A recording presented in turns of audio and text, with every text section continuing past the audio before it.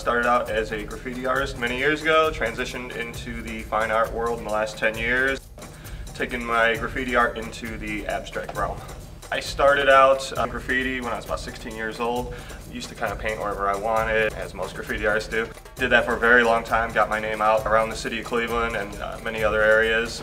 What I find really cool about Bob's gifts and his skills is he can hand letter like nobody's business. And as I was doing this, I was kind of just, painting wherever I could. I started realizing people were interested in actually commissioning me for graffiti art.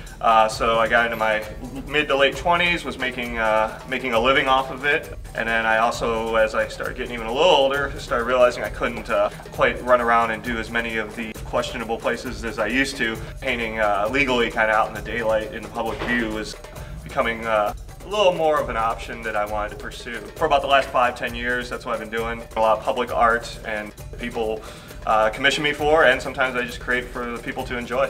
I would say the biggest difference between what Bob does in his art world and what I do in the design world is that he is a lot more fluid, a lot more free. Ideas just kind of come out when I watch him paint. Cuyahoga Community College just recently opened their culinary arts school downtown Cleveland. They took one of my paintings and actually blew it up into a 8-foot by 25-foot vinyl reproduction. And it's on their wall of their lobby, and the wall lifts up into a restaurant. Most times of the day you can see it right from Public Square, right on Euclid Avenue. So I always get chills every time I go past that and see one of my paintings. In the end, I want to expand out of the Northern Ohio area, just kind of get my work national and eventually international. Just keep developing it as a person, keep taking the graffiti style art and incorporating it into the abstract art.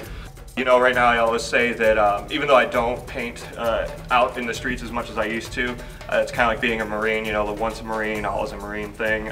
You're never really a retired graffiti artist. I always say I'm more of a recovering graffiti artist. It's always going to be with me, no matter how I paint for the rest of my life.